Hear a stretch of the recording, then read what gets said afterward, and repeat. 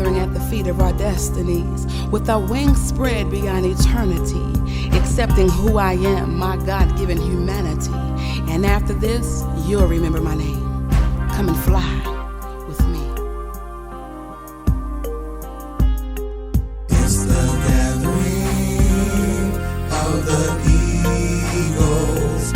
It's the gathering of the eagles. Watch me fly away, just watch me fly. We're the eagles. Watch me fly away, just watch me fly. We're the eagles.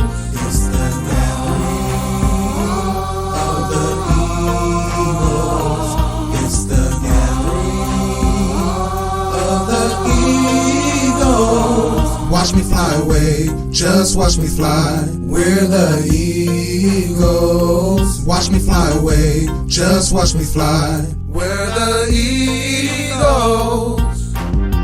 Fly with me, far above the untraveled stratas of the atmosphere, surpassing the mountains and valleys and time stands still, where man has not yet dared to soar, where uniqueness is but simplicity and yesterday is past, and now we stand pondering on the challenges of tomorrow, but not stopping to please mortal man, but to fulfill my Father's destiny. You see, I am the eagle he sends, and my will he bends. My gift gently piercing the mindset of society until it rescinds or mends. And it is this egoistic mentality that allows me to understand religious diversity, not seeking explanation or any human amenities. Just me and my ego wings. Just me and my ego wings. So who are you? A generation chosen to change the world. But will you dare? And fly? Well, will you? Watch the eagle as it takes flight in the sky. Wings spread, conquering mountains and valleys. Not looking back, nor knowing where he's going, but not afraid to fly.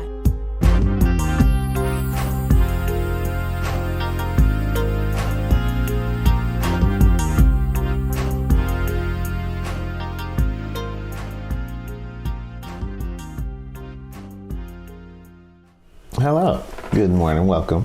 For those who do not know, I'm Jeremiah. I'm her youngest son. I'm usually behind the camera a lot, but today I am on camera. I'm going to be the interviewer today, just to follow up and continue where we went from yesterday. Okay. And for those who are just now joining in on your second episode, now if you have not seen the first episode, go back and watch it. It's phenomenal. You're going to learn a lot. But for those who have not seen the first episode, please introduce yourself to them. I am Miss Sandylove.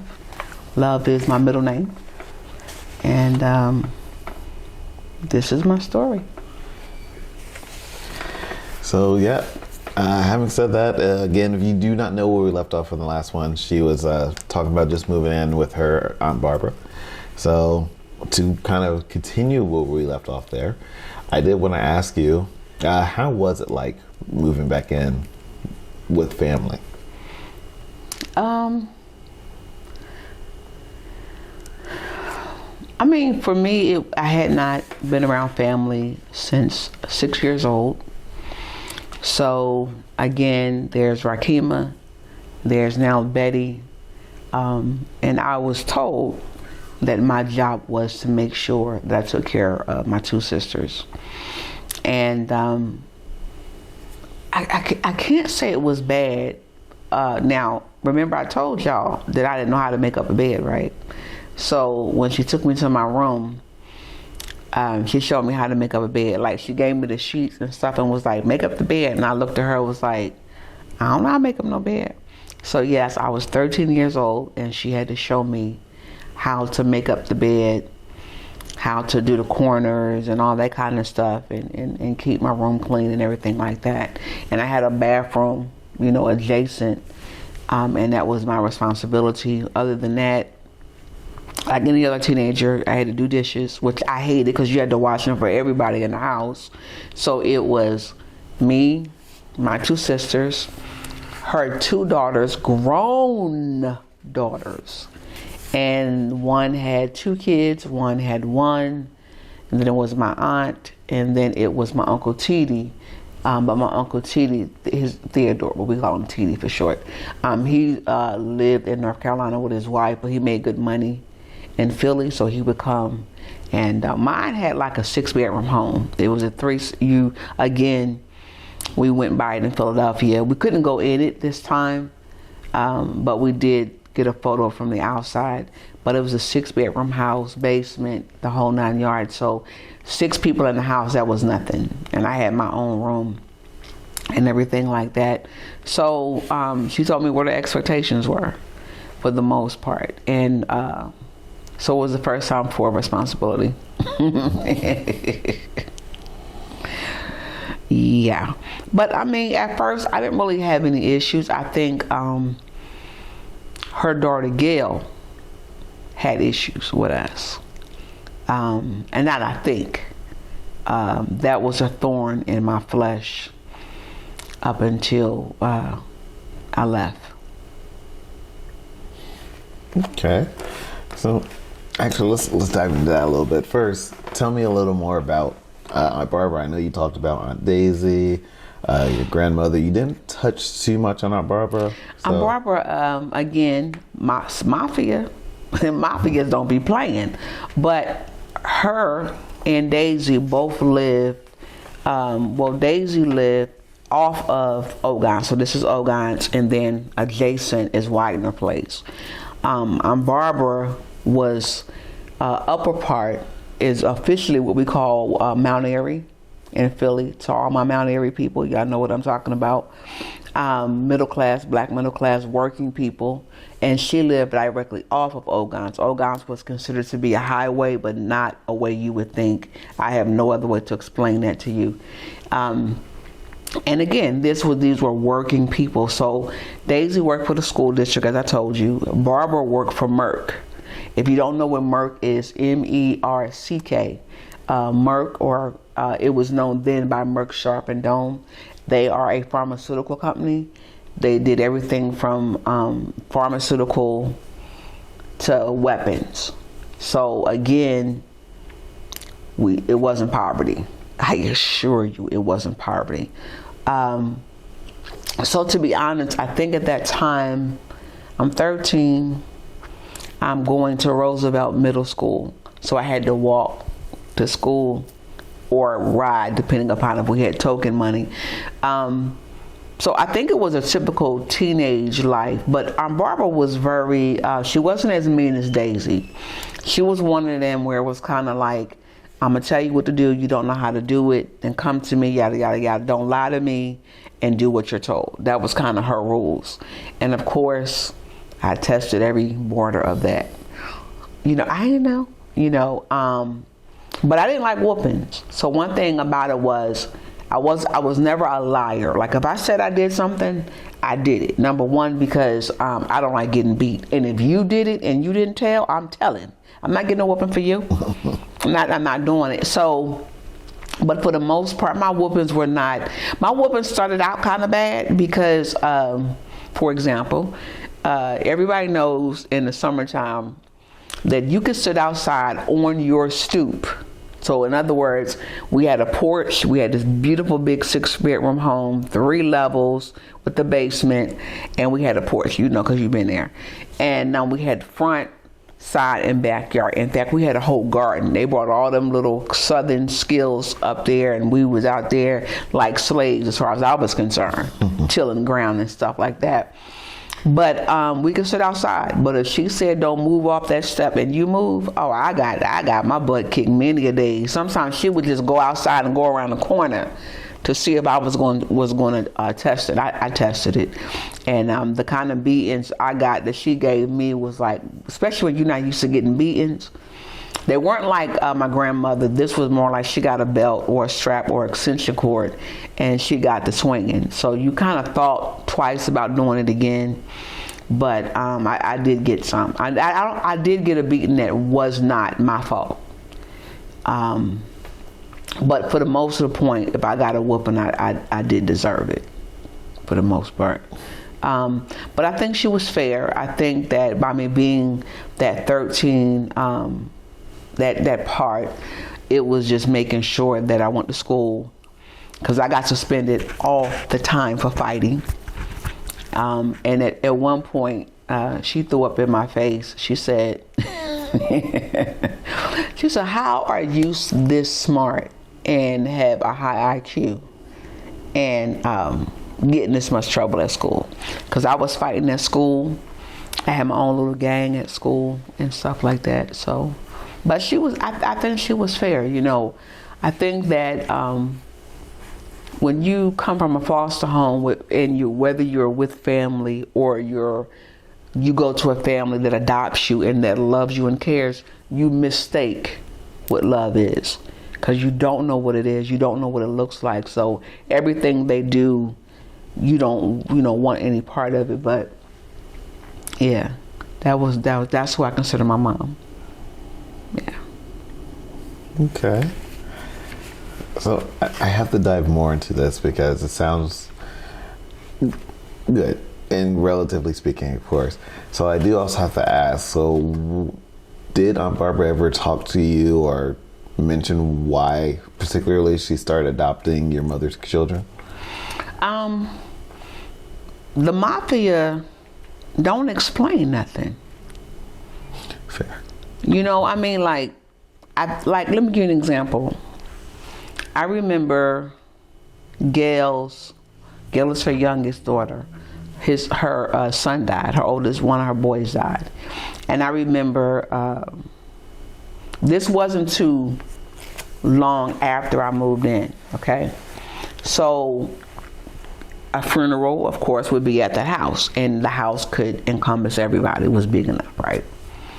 So Betty, the grandmother, is sitting by the door that separates the kitchen and the dining room, okay? And then you have the dining room and the living room, but she's at the second door, and Betty is sitting there. And I literally, I'm sitting right here. This is Betty. And all of the other mafia family is there, because this is a funeral, or repast, whatever they call it, the after effects of it. And I'm new, home. So they said, come on, Sandy, come over here and say hi to your grandmother. So I walk over there, because I'm doing what I'm told as a kid. And I said, hey, Grandma. She said, F you, get out my face. And they was, oh, baby, why? Baby, let me tell you something. I went on about my business, and I think whatever hate I didn't know I had being so young, I had it from that point on. But let me be fair, and let me talk about me trying to kill her first. I forgot that story. Yes, I did. In my mind, as a kid, being beat on the way that I was, I had decided that I was going to kill my grandmother. I'm not saying it's right, I'm just being honest. So you can understand the magnitude of the hate. So I knew she was a drunk, and my mom, she would let them wear my clothes and wouldn't bathe me for days and wouldn't let me go outside. I had to watch from the window, and I guess one day I decided I was going to kill her. So I went and waited till she passed out from drinking, and I went and got this, those brown handle butter knives. And so I took it upstairs and I started stabbing her real lightly in her leg until the blood came out. And I thought she was dead in my mind until she got up. And then I was like, oh my gosh, she's still living. So there was something that was embedded there at that age, is why I'm telling the story. Not that I'm proud of it, but it did happen. So for me, that right there, that was the seal on it. And I remember I was beyond tears. By this 13, I didn't cry over nothing. I don't care if whatever. Crying was not in my DNA. So can I remember my feelings being hurt? Yeah, I probably did. But I remember walking off whatever. Because I had learned that in the foster home, to be emotionless. And so when they were getting on her and they made me come back over there, And they was like, she's sorry, she didn't know who you was, and so she drunk, and I mean, she pissy drunk. I'm sorry, I didn't see you. Let me give you a hug. Man, yeah. Felt some kind of way about that. Yeah. I said in that one, 'cause I was mad. And then my mother, the question nobody ever asked me was, how long was it before I saw my natural mother? So I was going to ask you that. That was going to be later. Okay. I was curious on that, which, since we're getting into it, let me go ahead and ask. Do you remember when you first saw your mother, my grandma, Loretta? After the foster home? I was 15. Almost 3 years later, because I was pregnant and I didn't see her. I talked to her on the phone because Crystal had found out she was pregnant. Crystal found out she was pregnant, and I remember her calling up to the house and put me on the phone, and she was on the phone like, yeah, you and Crystal about to have these babies, and I'm the grandmother, or something dumb she said. But I remember telling her that she was not my mother, that a dog who bore puppies was more qualified to be a mother than her. Now, let me say I did pay for that remark, because my aunt got on me when I got off that phone. Don't you ever talk to your mom like that. I don't care what she did. That's still your mom. Now, I respected Aunt Barbara because I didn't want to get no behind whooping. Okay? But I meant what I said. I meant exactly what I said. So that was the first conversation I had. So from 13 to 15, there was no contact. But she came to my aunt's house one day, and her and Aunt Barbara's oldest daughter Pam got high together. They did rock together. So there's stuff that they don't want you to talk about. And so they was freebasing. That's because for whatever reason I knew the difference. Okay, and I remember. They was getting high up there, and we call her grandma, but when I say grandma, meaning in this case it's my aunt. They was getting high, and I walked in the room on my mother, real mother, and grandma's daughter, Pam, getting high. And Loretta was like, get out of here. You better get out of here, I'm gonna kick your ass. I said, it's my house. I'm telling. Oh man, they were hot. So what Pam does is, Pam comes in my room that night. I am still 15, maybe I got the order reversed. I wasn't quite pregnant, so maybe she did make the visit before I got pregnant. The reason I'm saying that is because I remember Pam coming in my house, in my room, and she brought a pipe. And she said to me, you out there smoking weed, which I was. And she was like, well, in case you ever want to do some pipe, I just want to show you how to do it. This will show you that this girl didn't care nothing about me. What she was trying to do was to be able to run and already scope her evidence of Sandy out here getting high, or she felt like if I said something, then she would go back and tell it. Now, of course, when you're young, you don't think like that. So she never meant me any good anyway, and all of it showed. But I tell this story because my mother, I had a reputation of fighting. So I'm about to be all over the place when I moved with my aunt. When you move into a new neighborhood and people know you're there, the boys know you there and the girls know you there. So I am dark-skinned Sandy, and then there was light-skinned Sandy. Now later we wound up becoming friends, but before that, I had to whoop that tail, and everybody else was behind in the neighborhood to let them know I wasn't to be played with. So that was the one thing my aunt had an issue with, because again, it's not funny, but if you could imagine somebody, and I hate to say it like this, but foster homes are trying to get rid of kids, okay? And to place them with family or to place them with Christians and all of that, that's what they want. And so they sold her a whole cake that wasn't right. So basically it was, oh, she's an intelligent, her IQ was 140 and so on and so on and so on, look at her grades. And the reason I know this was because she told me herself what they told her. But then when she realized I was fighting and tearing up everything in the neighborhood, she was scared to leave me in the house.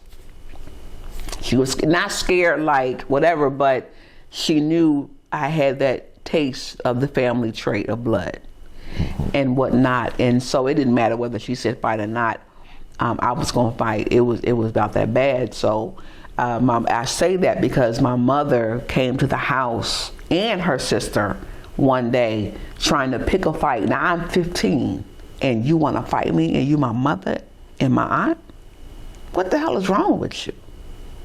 But because of my reputation, now I don't know how it was as a kid. Part of me, because I understand the bloodline of our family, I believe it was more like they were hellraisers, and now here I'm the next generation of hellraisers. But remember, I've been in a foster home, so I'm on some other kind of vindictive rage, kill you type stuff that they didn't understand.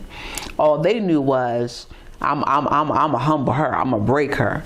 And so it never happened, but I don't know. We did have a showdown one time, but I don't know. Like I always waited for her to put her hand on me because I knew I was going to kill this woman. And I'm being honest. And man, like the anger I had, it ain't no reason to rhyme for it. And I say it because, you know, we're not talking about it right now, but everything I'm talking about now is why I do what I do to kids and stick beside kids who have been rejected, kids that have been left alone, abandoned.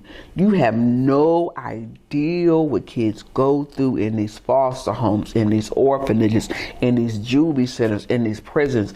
You don't understand the spirit of murder and suicide are the number 2 things they deal with. And you want them to be happy because you brought them to your house? They took us to church on Sunday, I think, because they really knew that we needed an outlet. They didn't care nothing about God. But I believe they needed something. So for me, again, I'm not medicated. So I was a different breed. They was medicating all of them kids. I wasn't medicated. So for me, it was, it's not funny, it was sports. And so when I moved with Aunt Barbara, I was going to Roosevelt Middle School. I love Roosevelt. And I was smart. So the thing about, and I love math. So my thing was algebra. Had a white teacher. And man, that woman taught us trigonometry by the time we graduated. Because she knew I had a sponge for knowledge. And she just kept pouring and pouring and pouring and pouring. But the thing about it was, again, middle class neighborhood, we get up in these schools. And again, you don't know because you homeschooled. Look at the privilege that you had. So what would happen was, when we went to school, we went elementary. I think I said it in one of the other episodes where the first foster home I was in was on High Street. If I didn't, I'm saying it now. It was on High Street. So this is High Street, and here's the foster home. When you come out the foster home and go to the right to go all the way down, you have Pastorius on the left, and you have Germantown High School. Pastorius Elementary, Germantown High School. So let me tell you what that looked like. Most kids, when you're in the neighborhood, you go to that elementary school, and then you go to that middle school, and then you go to that high school. Even if it's a little ways apart, there is a region or a boundary of where you'll go to school at, right? So understand something. That means that the kids that you went to elementary with, 9 times out of 10, depending upon where you live, and in my case, West Oak Lane, I went to, even though I went to Pastorius and I moved to West Oak Lane, which is Germantown. When I got to West Oak Lane, you had to go to school in Germantown. So my point is, in middle school, my point is everybody knew me. All they knew was that I was the orphan crazy kid that would kill you if you touched her. They knew it, I'm telling you. And then the teachers already knew that you were the orphan kid because it's in your file. I can't even begin to tell you how many times I got suspended. It got to the point where Aunt Barbara would beat me, and her rule was fair. This was her rule. Okay, so before I got her rules, trial and error. Her rule: if you looked at me wrong, I was busting you upside the head. What you looking at me for? What's wrong with you? Okay, that was me. I had a problem because I'm in that defensive mode from being in the foster home. So Aunt Barbara's rule was, I don't care what they say out of their mouth. That's their mouth. You can't just go around punching people in the face because they looked at you wrong and said something. I got a lot of whoopings and I understood the concept. But if you hit me, oh God, she gave me permission to kill you. So in my mind, I knew how to provoke you to hit me so that I could be justified in killing you. So yes, it was distorted, okay? I agree with that. But my point is that here you had this intelligent, high IQ person, high IQ, and yet I'm in the middle of the same people that knew me when I was in the orphanage. And that's all they kept saying. I played basketball. I was on a basketball team. I was on a volleyball team. I was on a track team. I did my thing. I was never nasty. I wasn't never dirty. But the reality of it is that when you label, you label. So again, I wasn't worried about that. But you wouldn't dare walk in my face and say nothing crazy. So I think that Barbara was trying to figure out and do what she could do with me, with what she had to work with. But then she also said, they told me you were smart and da-da-da-da-da-da, but you was fighting everybody in the neighborhood. But what she didn't know was that a lot of it started in school and they would just antagonize you and keep coming and keep coming. And, you know, I wasn't going out like no punk. So That's right. No, don't say it like that. But, you know, I was hurt. I was angry. There was nobody we could talk to. So we would get high. I got my first joint was like 13. I thought I was dying because the world was spinning. Cigarettes, we were doing all the stuff that kids do. Wasn't into sex or nothing like that. I was just into sports and whatever. And I was just I didn't know what to do with all the anger. I didn't know what to do with all of that. And then here, I had Betty and Rakima. I was taking care of them. And the cute little story I love to tell about Rakima, your auntie, and I remind her of it every now and then, and that was, I told you she couldn't talk, right? So she would talk what we call gibberish, and she would say, and I would know what she was saying. You talking about the gift of tongues? And I translated for her until she could learn how to talk. She might have been almost 7 or 8 before she could fluently talk. And I would translate it. And they couldn't figure it out. So, you know, I was still making sure they was okay and stuff like that. And then Gail, who was in charge of us when my aunt left, she would get us to do all of the chores. Like Aunt Barbara would say, clean the house when I'm gone. Her fat behind didn't want to do nothing, so she'd make us clean. Or she was trying to beat on us because Aunt Barbara would, my aunt, we lived in, she worked in Montgomery County, right? And I don't know if you remember this. We went home that one time, we had all those clothes. You remember that? You don't remember? Okay. Well, Montgomery County is suburban. So picture it being something like, they didn't have Ross, but they did have Marshall. So we would go to Marshall's. But when she wanted to get warehouse stuff, there was a warehouse that she would go to Montgomery County where she could shop for, she would get a whole case of pants, different colors and stuff for like, I don't know, $25, $30. Well, Gail felt as if she was giving us. Now, Gail is 24 years old. We 13, and they're younger than me. I think I got Rakima by at least 10, 11 years, and Betty about 13 or 14. But the point was, this grown woman was jealous that her mom had taken her own family, and we weren't strangers. And so when Barbara wasn't there, she would make us do chores. She wanted to fight us. I mean, it was kind of like psychotic. Then she was on drugs, her and her sister. It was just bad. So the atmosphere was just toxic, but it was the lesser of two evils, if I had to say, between the grandmother and there. I didn't have a problem with that. And they never left home. They never got independent because they wanted to stay home and lay up with their husbands who tried to molest us. It was a mess. It was a mess. I know I done went all on. I don't even know where we at no more. But yeah. So actually, I do have a question. Just thinking back on kind of what you mentioned, because you said there was a funeral a little after you first came to the house, correct? Mm-hmm. Whose funeral was that again? That was Gail's oldest son, Brian. Brian. I remember that because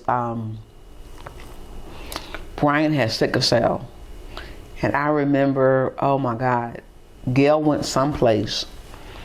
And Grandma kept calling, asking her where his medicine was, when she was coming home. And that boy died that night. I never forget that. Grandma was mad. She was cussing Gail out.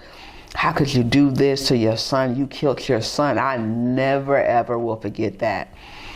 And I think Carrie was the oldest. But nonetheless, my aunt loved boys. So boys could get away with whatever in her house, girls can't. But she took that death hard, and she blamed Gail for his death. And I remember her cussing Gail. I call her everything but a child of God. So that was my first funeral I went to. And then the second one was my grandmother not too long after that.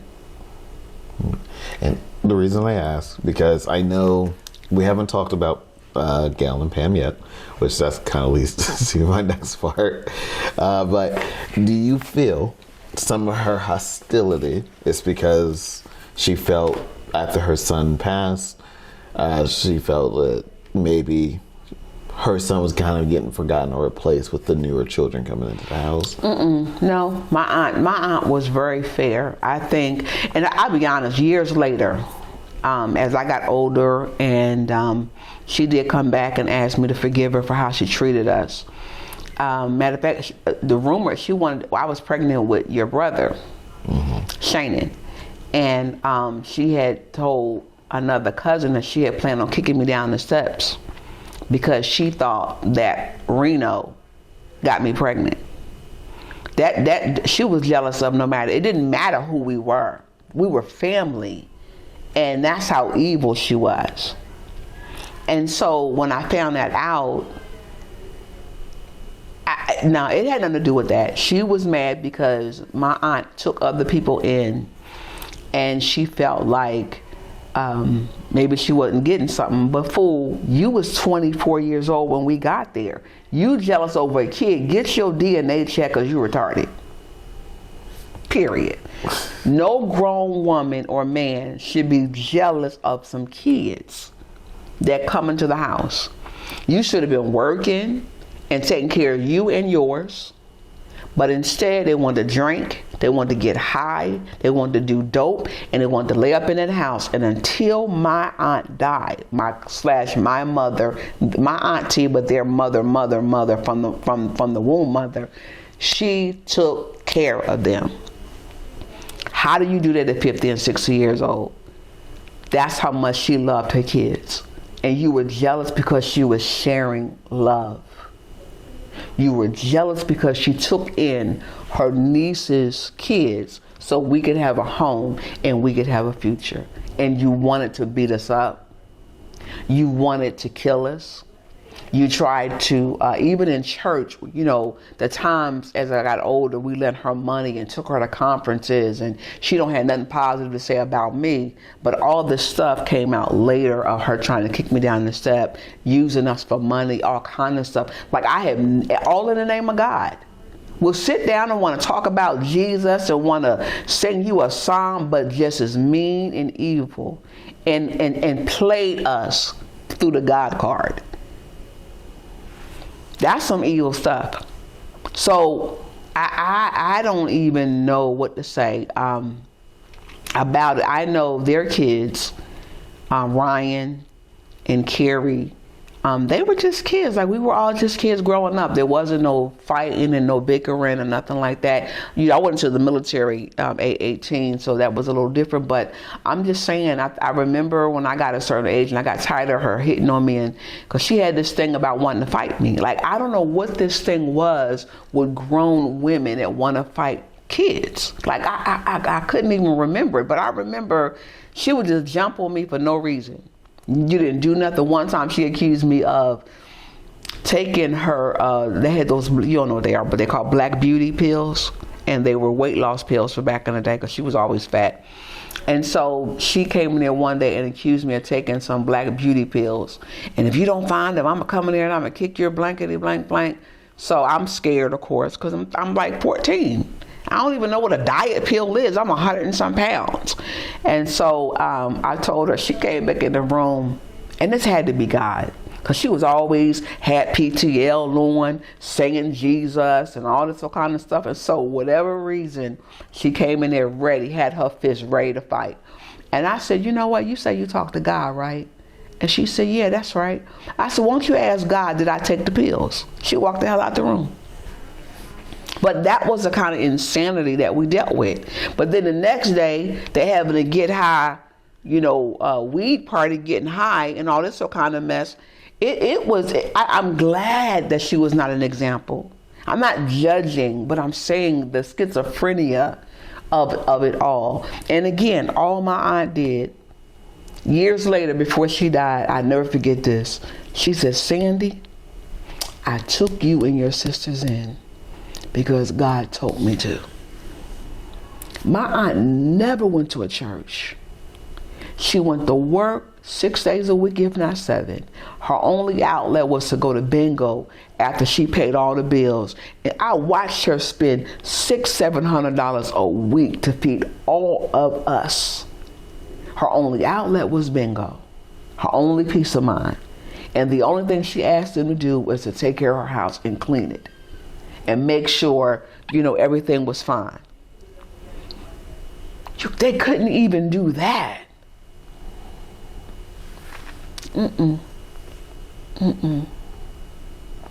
I did a funeral, but that's another story right now. But I just never understood it. But when she told me that, God told me to take y'all in. That's why I took you in. That right there, I don't care what nobody say about that woman.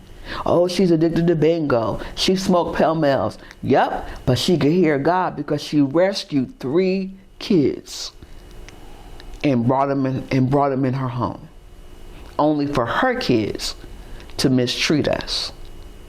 She showed more love in that one act than they ever showed all their life. I'm always giving her props. Always.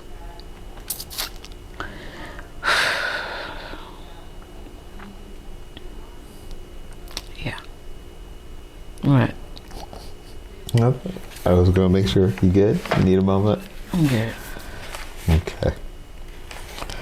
So we have to delve into the household that you grew up in. Well, partially grew up in. I was at the foster home, some of how it was with her family. Now, you did mention getting pregnant. And at the time when you got pregnant, well, obviously I know because he's my older brother, but at the time when you got... Okay, wait a minute. Let's take a minute. You do want to take a minute? Let's take a minute. Okay. Society's always talking about what they've done and to who they've gave. But look at my generation. Explain to us why those same hands have never reached and saved. We have watched this nation can pass land and even sea, only to feed another country's thousands of starving people and yet at the neglect of us before the whole world to see. But today we speak, and we tell society to listen up and to hear our plea. You see, as our generation that lies amongst the old, broken, abused, and abandoned, and we're dying for more than mere common colds, you see, we have nothing left of value that can be pawned, exchanged, or even sold. These streets hold the names of youth, and these same streets are filled with newcomers who attempt to survive every day before they too are raped, violated, killed, harassed along the way. But society, you sit still, patting yourself on the back because of a quarter you gave, but not one time beyond these streets have your hands ever reached to save. We were so caught up in war peace, and yet we never heard their souls go bump in the night.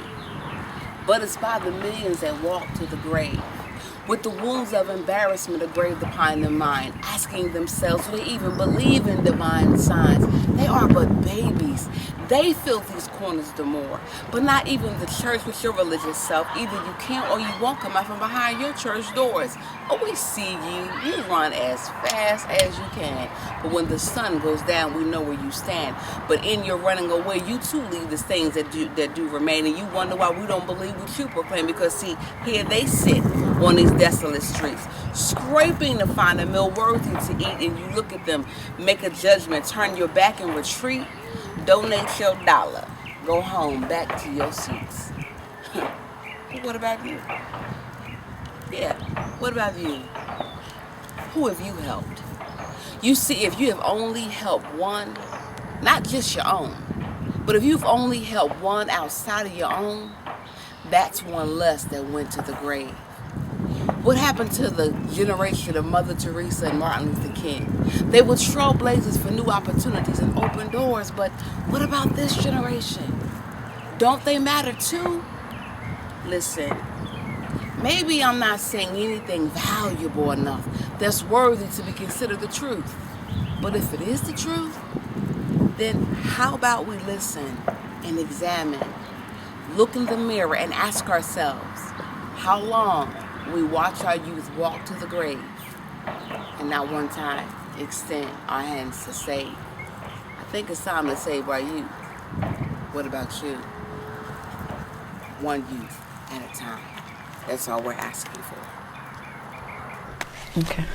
You ready? Mm-hmm. All right. So, when I base off of the upbringing, the family dynamic, stuff like that, when you did get pregnant, you still live with Aunt Barbara. Well, yeah, but it's how I found out I was pregnant. Okay. Elaborate. Okay.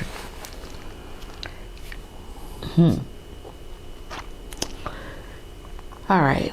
So, my grandmother died about a year maybe after Brian died, maybe. It might have been 2. I know I was about 14, 15 at the time. Didn't know I was pregnant.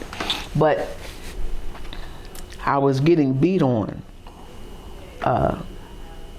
from her daughter so much that I think I just was suicidal. I would go to church. I wish I was making this stuff up. Because the foster home took us to a church, the church, which was Mount Airy, was right up the street. We lived 73rd, so Mount Airy was about 76 in Ogontz. And so I could walk up.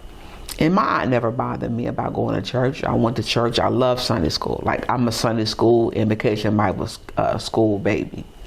I love it. So I would go on Sundays. She would come in. I wish I was making this up. This is when you know you're dealing with demonic stuff in your bloodline. I would come home from church, and Barbara had a stick or something ready to beat me.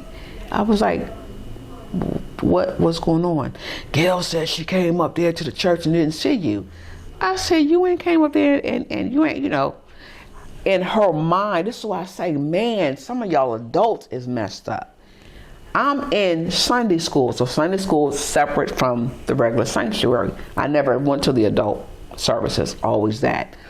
So if she came in and looked the room and didn't see me, I didn't go. She was coming down there to the church. You doing all this preaching and praying, but you coming down the church scanning it, and Mount Airy was pretty big. Anybody in Philadelphia, y'all know Mount Airy. It's pretty big, even where they were, until they outgrew it. And she would go back, and do you know how many behind whoopings I got based on her word? So now I'm being accused of being fast. What nobody understood was, I didn't care nothing about no boys because of the abuse. That's not on my mind.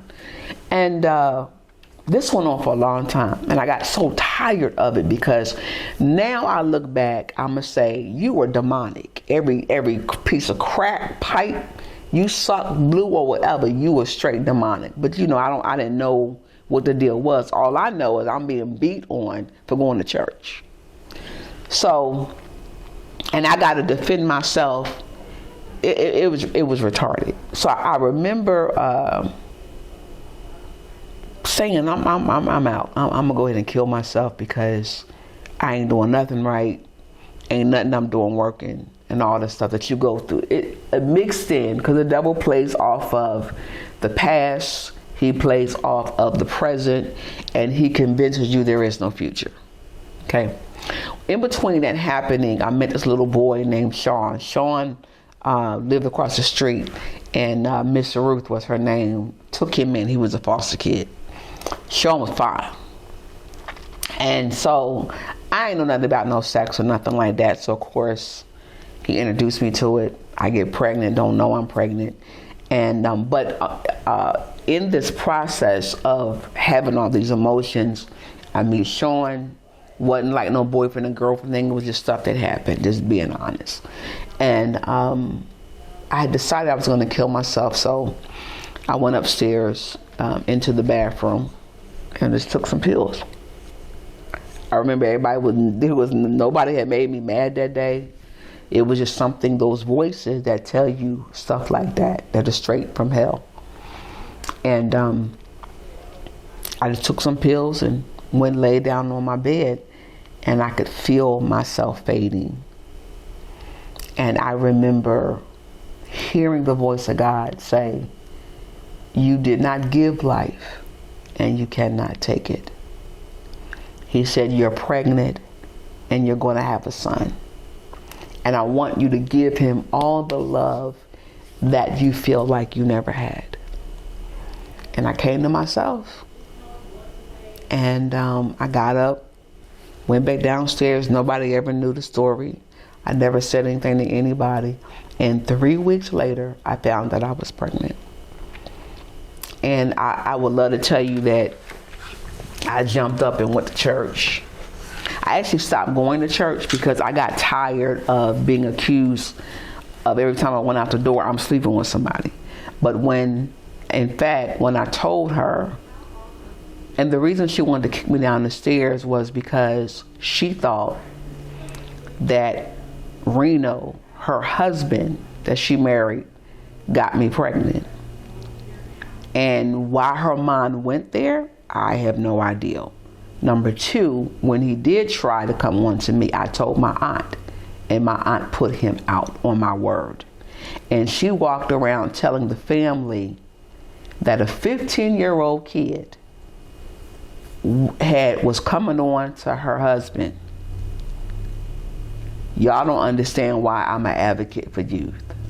Can you imagine that you got to be a retarded idiot as an adult to blame your child, teenager, of coming on to your grown 30 and 40-year-old man? So, yeah. That's the dumb stuff that I was dealing with. So by the time I got pregnant and everything like that, Sean was the father. Everybody knew it. Shannon looks exactly like his dad. Give or take, he's a light-skinned version of me, but he looks like his dad. And like I said, we were just kids. It wasn't like trying to be no couple or be no family. It was just something that happened that kids do. So you want another part? You want me to answer? I'm all hostile, y'all. Like the memories is real. No, I mean, at this particular point, well, actually, yes. Let's talk a little more about it, because obviously at this point you found you're pregnant. You didn't really talk fully about how did Aunt Barbara react to it. Well, we'll get into some more in the next episode. So how about I leave this one like this? Okay. Me and Gail were both pregnant about the same time. Actually, my son wound up coming out on my aunt's birthday, June 25th, and Shannon was born. And Gail's son came out a week later. Not same father situation or whatever. My aunt, though we had the means, and we had the means in the sense of, and anybody understands what I'm saying, if you're from a black middle class family, you understand how you have the money, but that's another mouth to feed. So in her mind, you had this baby, what are you going to do to take care of the baby? That's how her mind was. I'm not buying all this formula, it's too expensive, I'm not doing this. All the typical things that black families and whatever do. So I got me a game plan. I came up with a game plan. But I never told her anything. I never said anything. So for the most part, her thing was, you're gonna get your education, because I wasn't getting an abortion. That was not an option. I was gonna have my son, probably because of what God told me. I don't know. And I had a reason to live. And I'm not big, and I'm not advocating anything when it comes to teenage pregnancy. But I'm gonna tell you something. I had a reason to live. Something I'm gonna tell you. And sometimes if y'all get in these heads of teenagers, God got a way of doing stuff that don't make no sense. Just when the devil thought he was going to take me out, God had a whole other plan that was written. And I know it don't make sense, and no, I'm not advocating it, but I think what I'm saying is my aunt didn't know how to support. And I think that we've got to open up another way to show some type of support for our young people and kids that are pregnant, and not try to throw them to the streets too soon. Because I was thrown into a street life that I wasn't really prepared for. And I'll talk about that on next. But yeah, I was pregnant. I went to school. I did start fighting a little bit. But yeah, but for the most part, I took care of them. I stopped drinking, stopped smoking cigarettes and all the other stuff. I don't know, yeah, I felt a sense of hope for the first time. Yeah. So though he get on my nerves. Oh yeah. And that's why he liked to say, I'm the firstborn. But truth is, I was on my way out of here if God hadn't said something. I wouldn't have had y'all had it not been him coming into the world. So yeah. So how you feel about that, listening to all this? You don't want to go kill nobody, do you? Because I know we got the same DNA. One, I want to answer that on camera, but two, I mean, I for those again who do not know, I've been the cameraman behind a lot of the different things over the time, so I have kind of the same thought process. My thought processes, for the most part, you've been through what you've been through. You can't fully change that. The only thing I would say is I'm glad now to hear more of it, because when, and y'all see this in other parts as well, but when it comes to the aspect of how things continue to go for generation wise, or and I think I told you this, or maybe not, maybe I just thought it, you see change over the years. Again, you'll hear more about this, but you will see how the family, how things kind of carry on through the bloodline generationally. And I will say one way or the other, and hearing more about this today, I can see that, how would I phrase this without sounding all spiritual? You will see how that one seed of love that God has planted in your Aunt Barbara, grandmama, literally, and I don't think it's a coincidence that Shayna's birthday falls on her day. Yeah. And died on my birthday. And died. Yeah. Ain't that something? Yeah. And then look at what I'm doing. Look at the company that we opened up. Yeah. Come all full circle. So it's a full circle that I'm starting to see and realize. And is perfect. Because I ain't gonna lie, there's a lot of things, yes, I could say and think definitely about some family members, but you know, I ain't see them in a hot minute, and we ain't gonna plan to see them anytime soon. But yeah. In short, I heard a lot of it. I get a different picture now, so I like it. Yeah. This is interesting, but okay, I think that might be enough. I'm not sure how much time I got left on there, but I think that's good. It's not hard reliving any of this, but you go back and you see where you came from. You see 2020 hindsight. Yeah. All right, you guys. Let's call it a day. Cool. All right.